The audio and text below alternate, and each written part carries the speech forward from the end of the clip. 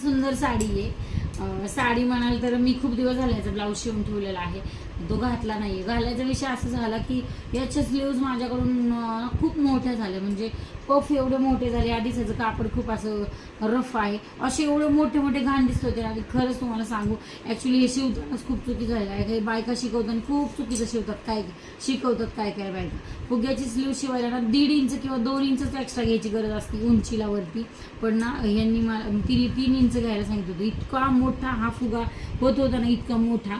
मी इकडची स्लीव आधी काढून कटिंग करून बघितली आणि खरंच इतकी सुंदर ही स्लीव्ज आहे ना, काय तुम्हाला सांगू, एकदम सुंदर सुंदर असं छान वाटतंय बघा। आता एकदम असं छोट्याशा स्लीव झालेल्या आहेत अशा, आणि हे इतकं घाणेरडं दिसत होतं ना, मला वाटतं ही साडी 6 महिने तरी 4 महिने तरी झाले असेल घेतलेली, पण मी तिला आत्ता म्हणजे घालायचा ऑलमोस्ट योग आलेला आहे। तर साडी तुम्हाला घातली तर दिसेलच, आणि आता बाहेर जायची म्हणून साडीला व्यवस्थित करायचं।